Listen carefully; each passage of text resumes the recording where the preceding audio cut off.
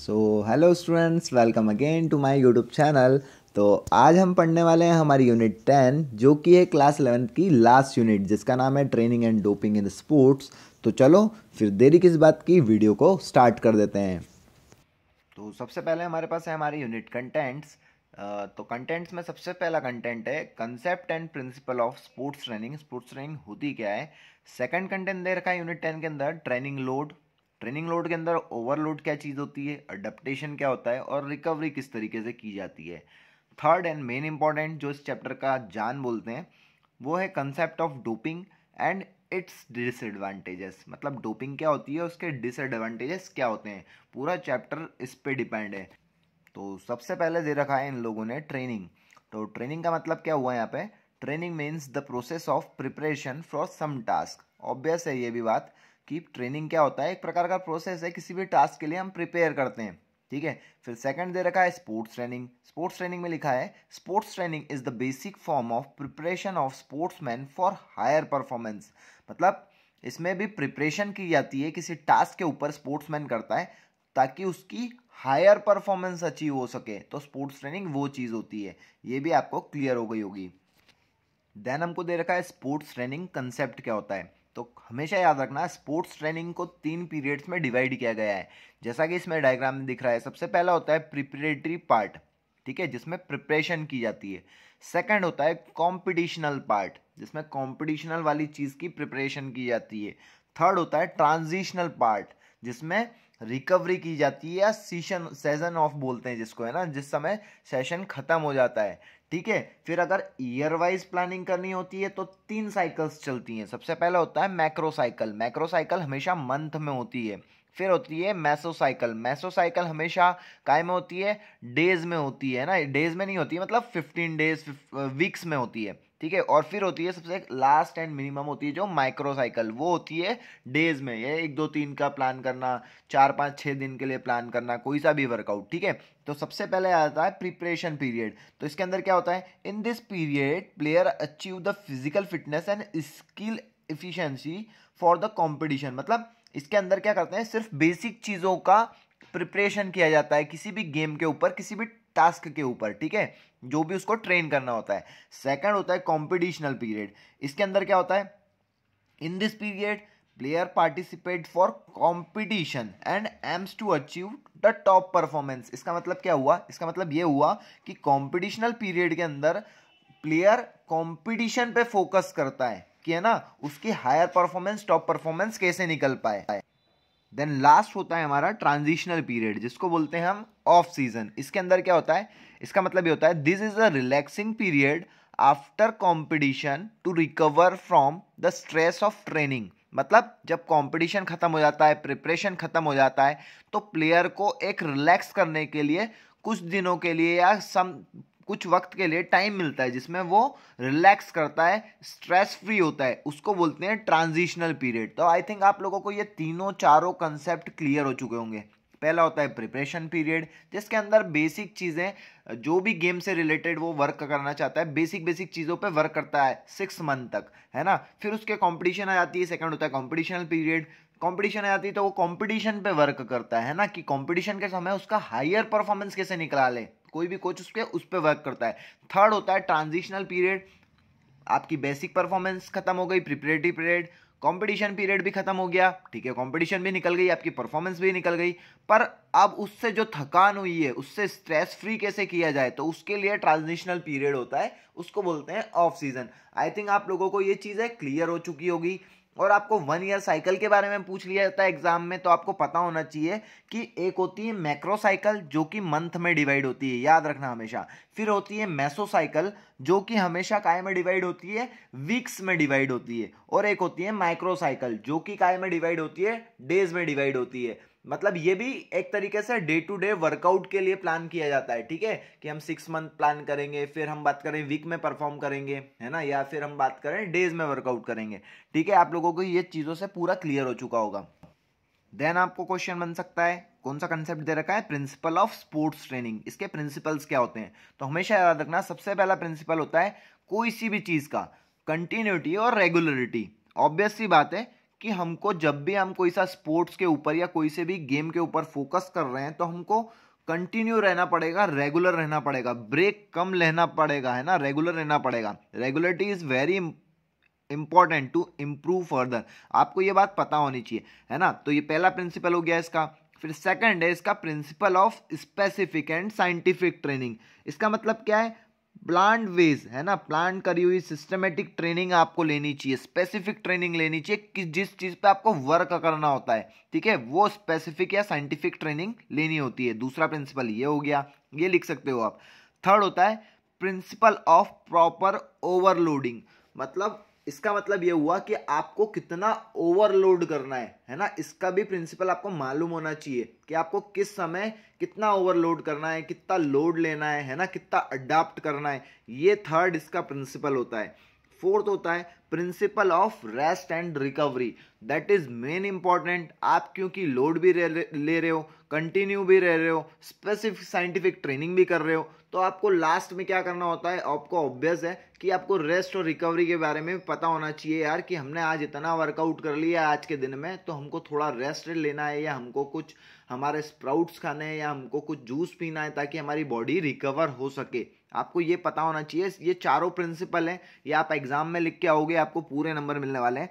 ये मैं प्रूफ बोल रहा हूँ, ठीक है। 4 प्रिंसिपल लिख के आओ, आपको नंबर आएंगे, ठीक है। अब नेक्स्ट हमारा टॉपिक है, सबको पता है हमारा नेक्स्ट टॉपिक है ट्रेनिंग लोड। लोड क्या है? Load is the amount of workout और effort done by the individual. ये इसने इसकी डेफिनेशन लिखी है। अब मैं आपको समझाता हूँ लोड होता क्या है। वो फिजियोलॉजिकल या साइकोलॉजिकल डिमांड्स जो किसी इंडिविजुअल पर इसलिए डाली जाती है ताकि उसका परफॉर्मेंस इंप्रूव हो सके, है ना। ट्रेनिंग लोड क्या हुआ, इसलिए डाल रहे हैं उसके ऊपर ट्रेनिंग लोड ताकि उसकी परफॉर्मेंस इंप्रूव हो पाए, ठीक है। ये क्लियर है आपको। देन नेक्स्ट दे रखा है हमको ओवरलोड। ओवरलोड की डेफिनेशन दे रखी है, it is doing workout beyond the capacity of the individual. मतलब क्या हुआ, उसकी कैपेसिटी जितनी भी है उससे थोड़ा सा एक्स्ट्रा करवाना। सपोज एक बंदा डंबल कर रहा है, वो 15 का सेट लगाता है, 15 के बाद उसको ट्रेनर बोल रहा है कि 15 के बाद तू 4 और लगा, और 4 होने के बाद बोल रहा है 2 और लगा, उससे ओवरलोड ट्रेनिंग करवा रहा है ना। तो काय के लिए, बियॉन्ड द कैपेसिटी कर रहा है वो अपना वर्कआउट, ठीक है। अब इसको हम हिंदी में समझ लेते हैं तो क्या होता है, ये लोड हमारी कैपेसिटी से थोड़ा सा ज्यादा होता है ना, और परफॉर्मेंस को ऊपर उठाने के लिए बहुत ज्यादा इंपॉर्टेंट रोल प्ले करता है ओवरलोड, हमेशा याद रखना, ठीक है। देन नेक्स्ट दे रखा है अडेप्टेशन। अडेप्टेशन क्या होता है?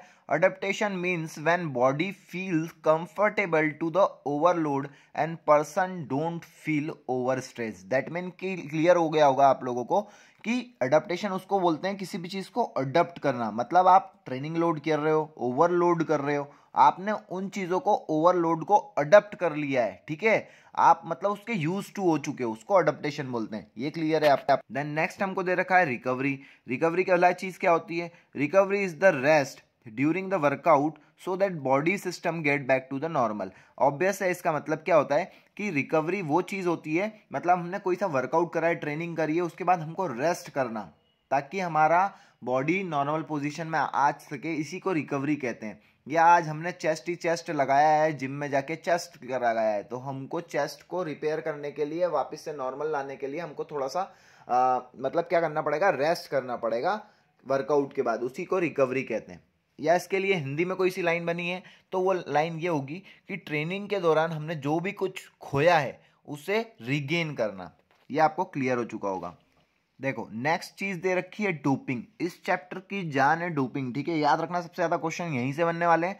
डोपिंग की डेफिनेशन इन लोगों ने दे रखी है, doping is defined as the use of drugs और blood product to improve sport performance. मतलब डोपिंग क्या है? एक प्रकार का ड्रग है, ब्लड प्रोडक्ट्स होते हैं जिससे स्पोर्ट्स परफॉर्मेंस बढ़ाई जाती है, ठीक है। या फिर आप ऐसा लिख सकते हो, डोपिंग इज अ प्रोसेस, है ना, जिसमें कोई भी एथलीट यूज करता है कौन सा सब्सटेंसेस, तो प्रोहिबिटेड सब्सटेंसेस यूज करता है ताकि उसकी परफॉर्मेंस को बढ़ाया जाए। आपको इतना सा लिख के नहीं आना है, इसके अंदर 2-4 चीजें और बढ़ा सकते हो, मैं बताता हूं आपको क्या है वो।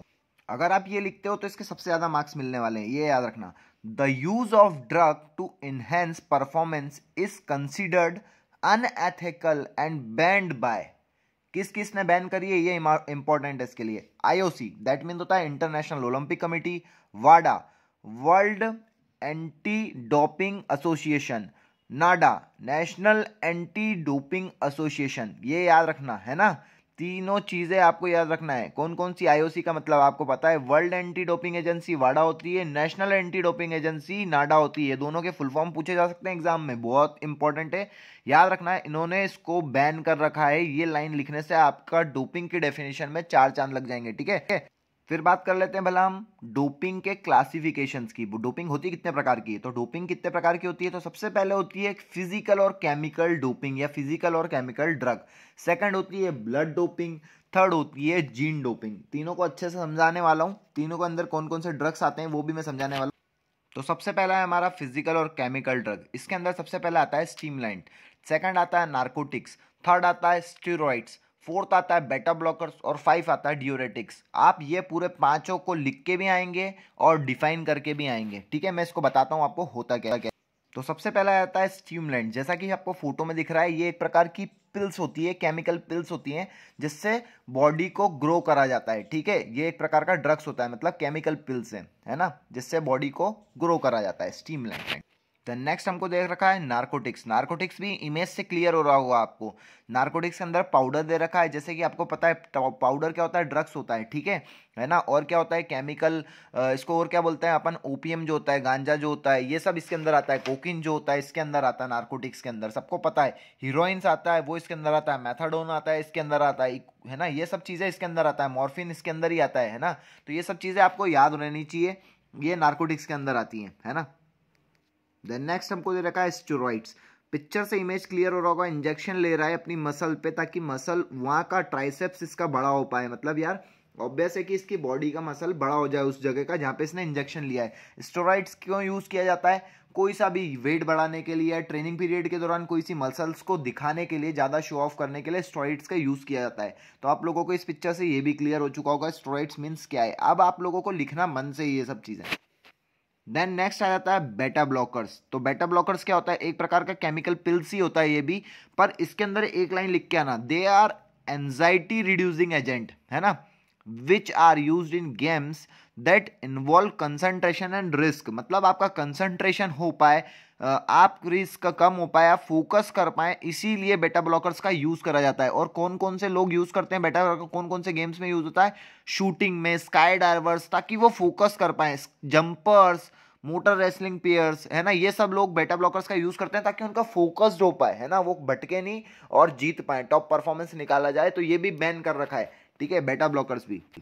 देन नेक्स्ट दे रखा है ड्यूरेटिक्स। ड्यूरेटिक्स को हम वाटर पिल्स भी बोलते हैं, ठीक है। ये पानी की तरह घुल जाती है और यूरिन में प्रोडक्शन बनाती है, यूरिन का सबसे ज्यादा प्रोडक्शन बना देती है, ठीक है। अब ये क्यों यूज करते होंगे भैया ड्यूरेटिक्स, तो ये याद रखना बॉडी वेट को कम करने के लिए यूज किया जाता है, ठीक है। The person reduces body weight in very short period, वो एथलीट इसको यूज करते हैं ड्यूरेटिक्स पिल्स को, ताकि उनका बॉडी वेट कम हो जाए और वो कोई सी भी कॉम्पिटिशन में पार्ट ले पाए। तो आप लोगों को आई थिंक ये फिजिकल और केमिकल ड्रग 5 तरीके आते हैं, ये पूरे लिख के आना और डिफाइन करके आना है, तभी आपको पूरे मार्क्स मिलने वाले हैं, ये याद रखना। देन नेक्स्ट आता है main important thing, blood doping. भैया ब्लड डोपिंग क्या होता है, पिक्चर से समझ में आ रहा होगा, किसी का ब्लड ट्रांसफर किया जा रहा है यहाँ पे इंजेक्शन के थ्रू। अब देखो इसने डेफिनेशन दे रखी है, blood doping refer to the process of increasing red blood cell count in athlete by the transfusion of blood transfer. That mean क्या है इसका मतलब, कोई से भी एथलीट का ब्लड ट्रांसफर करना, ब्लड निकालना और दूसरे एथलीट में डालना, ताकि उसके रेड ब्लड सेल की क्वांटिटी ज्यादा बढ़ जाए, है ना। उससे क्या होगा, उसकी बहुत सारी चीजें, कैपेसिटी बढ़ जाएगी, उसका एंड्योरेंस बढ़ जाएगा, है ना, उसका स्टेमिना बढ़ जाएगा, उसका पावर बढ़ जाएगा, ठीक है, बहुत सारी चीजें बढ़ जाएगी, उसकी फ्लेक्सिबिलिटी बढ़ जाएगी। अगर आप किसी एक पर्सन का दूसरे पर्सन में, एक एथलीट का दूसरे एथलीट में ब्लड का ट्रांसफर करते हैं, सब फॉर एग्जांपल अगर मैं उसेन बोल्ट का ब्लड ट्रांसफर कर दूं किसी एथलीट के अंदर, तो उसेन बोल्ट की जो एबिलिटी है, जो पावर है, वो उस बंदे के अंदर चले जाएगा, ठीक है ना। उसको बोलते हैं ब्लड डोपिंग करना, ब्लड का एक्सचेंज करना। ये आप लोगों को क्लियर हो गया होगा आई थिंक, है ना। इसका पर्पस क्या है, to increase energy, stamina, endurance, strength, ये सब चीजें इसका पर्पस है। आप लोगों को ये क्लियर हो गया होगा, इतना ही लिख के आना ब्लड डोपिंग के आपके अंदर। देन नेक्स्ट हमको दे रखा है डिसएडवांटेजेस ऑफ डोपिंग। यहाँ पे चैप्टर खत्म होगा, पर ये डिसएडवांटेजेस होते क्या है, मतलब क्या डिसएडवांटेजेस हैं डोपिंग के, ये हम समझते हैं। देखो, दो प्रकार के डिसएडवांटेजेस होते हैं, एक तो होते हैं फिजियोलॉजिकल और एक होते हैं साइकोलॉजिकल। फिजियोलॉजिकल क्या होते हैं? मेल पैटर्न बाइंडनेस हो जाएगा, ठीक है, एक्ने हो सकता है ना, पिंपल्स हो सकते हैं, एक्सेस बॉडी हेयर्स हो सकते हैं, लॉस हो सकता है या ज़्यादा हो सकते हैं, ग्रोथ ऑफ फेशियल हेयर्स हो सकता है, मतलब अपने अपने फेस पे हेयर उग सकते हैं, है ना। आपको क्या हो सकता है और क्या हो सकता है? इनफर्टिलिटी हो सकती है, लीवर का आपका खराब हो सकता है, आपको हाइपरटेंशन हो सकता है ना, कार्डिक प्रॉब्लम्स हो सकती है, हार्ट अटैक की प्रॉब्लम्स हो सकती है ना, स्ट्रोक आ सकता है आपको, ब्रेन स्ट्रोक्स आ सकता है, कार्डिक हाइपरथेरेपी प्रॉब्लम्स हो सकती है आपको। ये सब फिजियोलॉजिकल प्रॉब्लम्स आपको हो सकती है अगर आप डिसएडवांटेज करते हो डोपिंग का, ठीक है। सेकंड होता है साइकोलॉजिकल, क्या डिसएडवांटेज होते हैं इसके? तो साइकोलॉजी क्या होते हैं? तो आप एडिक्ट हो जाओगे इस चीज के, पहली चीज तो साइकोलॉजिकल एडवांटेज, डिसएडवांटेज ये होता है। थर्ड, आप डिप्रेशन में चले जाओगे, आप अग्रेशन वायलेंस करने लग जाओगे, है ना। और क्या हो सकता है? आपका मूड बहुत अच्छी से चेंज हो सकता है, आपको पैरानोमिया हो सकता है ना, यूरोफोरिया हो सकता है आपको। ये सब चीजें साइकोलॉजिकल चेंजेस आने लग जाएंगे आपके अंदर, आपको ये पता होना चाहिए। तो इतने सारे डिसएडवांटेज होते हैं, तो मैं तो आपको यही बोलूंगा, और दोनों एजेंसीज भी आपको यही बोलती है, आईओसी भी आपको यही समझाती है, वाडा भी आपको यही समझाती है, नाडा भी यही समझाती है कि आपको डोपिंग नहीं करना चाहिए, आपको इंप्रूव करना चाहिए ज़्यादा से ज़्यादा अपनी परफॉर्मेंस को, है ना, वो भी बिल्कुल जेनेटिक या जेन्युइन तरीके से, है ना। तो all the best for your exam. Bye bye, take care.